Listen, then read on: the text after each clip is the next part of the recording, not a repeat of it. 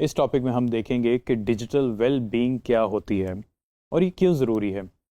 क्या आपने कभी नोट किया कि अगर आप मोबाइल या किसी बच्चे को अगर आप नोट करें, अगर वो मोबाइल बहुत ज़्यादा यूज़ करे, उसका स्क्रीन टाइम बहुत ज़्यादा है, तो उसमें एग्रेशन आ जाती है, एग्रेसिव होता है, उसी गुस्सा ज़्यादा होता है। ये होते हैं साइड इफ़ेक्ट्स। ये एक मैं साइड इफ़ेक्ट बता रहा हूँ ज़्यादा स्क्रीन टाइम का। और ये जिस तरह बच्चों पे असरअंदाज होते हैं, इसी तरह बड़ों पे, हम प्रोफेशनल्स पे भी असरअंदाज होते हैं। जैसे हम प्रोफेशनल्स की बात कर लें तो हमारा 10 से 12 घंटे तो स्क्रीन टाइम कहीं नहीं गया। ये तो रोज़ की आम सी मामूली सी बात है, 10 से 12 घंटे स्क्रीन टाइम। इस चीज़ को हमने कैसे मैनेज करना है, हम वो अब देखेंगे। सबसे पहले कि आपका बैलेंस स्क्रीन टाइम होना चाहिए। मेक श्योर करें कि आप अननेसेसरी स्क्रीन पे ज़्यादा ना बैठें या देखें, चाहे वो कंप्यूटर हो या मोबाइल हो। उसके बाद यह है कि आपके इंटरवल्स के साथ जो है कोई ना कोई आपको ब्रेक देनी है। आंखों को रिलैक्स करें, बंद कर लें, या कहीं और एक्टिविटी, कहीं और मशगूल हो जाएं, ताकि आपका जो है स्क्रीन पे जो है टाइम थोड़ा सा कम हो जाए।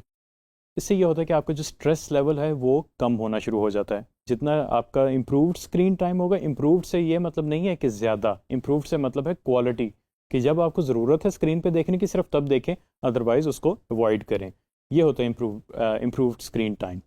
उसके अलावा माइंडफुलनेस, माइंडफुलनेस एक बड़ी कॉमन टर्म है जो कि आजकल आपने देखा होगा। माइंडफुलनेस मोबाइल ऐप्स भी होती हैं। माइंडफुलनेस क्या करती है, वो आपको कहते हैं आप आंखें बंद करें और रिलैक्स हो जाएं, पीछे को म्यूज़िक लगा देंगे, कोई भी ऐसा अच्छा सा सूदिंग सा म्यूज़िक चल रहा होगा जिससे आपका माइंड रिलैक्स करने की कोशिश करें। वो बेसिकली उसका मतलब ये होता है कि आप अपनी आंखों को रेस्ट दें, आप स्क्रीन्स को अवॉइड करें इतना ज़्यादा। इसका ये मतलब होता है। तो माइंडफुलनेस आप खुद भी कर सकते हैं। यानी कि आप, ज़रूरी नहीं है कि आप स्क्रीन पे अगर आप काम नहीं कर रहे तो उस पर देखते रहें, बिल्कुल ना देखें, छोड़ दें। थोड़ा सा माइंड को ईजी करें, रिलैक्स करें, अपना स्ट्रेस लेवल कम करें, क्योंकि काम हो जाना है वन वे और अनदर। उसके अलावा आप कभी, इसकी मिसाल मैं ये दूंगा, आप मुझसे बात कर रहे हो और मैं अपने मोबाइल पे देख के जनाब कोई मैसेज कर रहा हूँ या कोई स्क्रॉलिंग कर रहा हूँ या फेसबुक यूज़ कर रहा हूँ, आपको कैसा महसूस होगा? मुझे तो अच्छा नहीं लगेगा, यकीनन आपको भी नहीं अच्छा लगेगा कि मैं आपसे या आप मुझसे मुखातिब हैं और आपका ध्यान जो है स्क्रीन की तरफ लगा हुआ है। तो ये कितना बुरा इंप्रेशन जाता है। तो इसलिए कहते हैं कि हेल्दी बाउंड्रीज बहुत ज़्यादा ज़रूरी हैं, कि आपको पता होना चाहिए कि आपने स्क्रीन पे कब देखना है और कब नहीं देखना। और सोशल एंगेजमेंट के दौरान तो कोशिश करें मोबाइल जेब में ही रहे, तो वो अच्छा लगता है।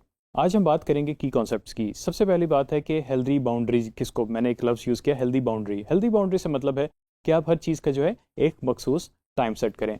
फॉर इंस्टेंस, हम सब फेसबुक यूज़ करते हैं, ट्विटर एक्स प्लेटफॉर्म यूज़ करते हैं, स्क्रॉल कर रहे होते हैं, इंस्टाग्राम देख रहे होते हैं, यूट्यूब देख रहे होते हैं, और भी इस तरह के प्लेटफॉर्म्स देख रहे होते हैं, एंटरटेनमेंट के, नेटफ्लिक्स भी इसमें शामिल है।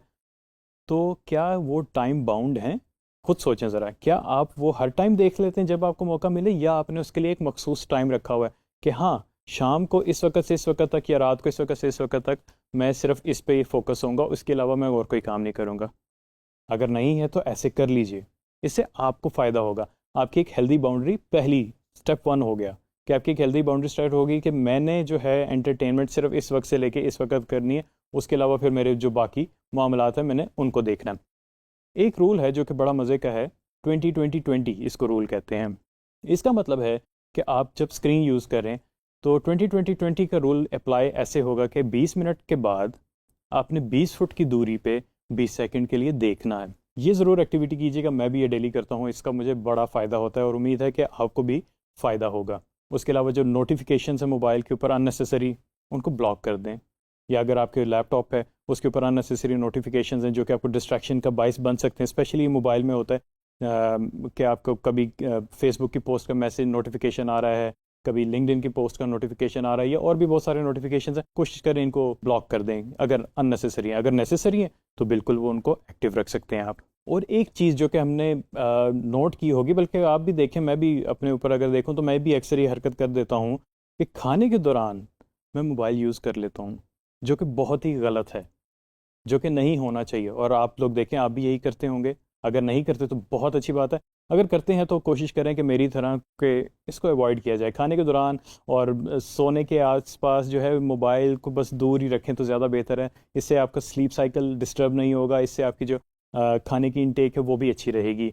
और कोशिश करें कि वॉक ज़रूर किया करें। अगर आपकी, जैसे मैं ऑफिस में होता हूँ, तो जाहिर है ऑफिस में आपका काम 8 से 10 घंटे जो है कंप्यूटर के ऊपर मुसलसल लगातार बैठ के काम करना होता है। तो इसमें ये नहीं है कि बस आप बैठे ही रहें वॉक कर लें, थोड़ा सा चल लें, थोड़ा सा फिर लें।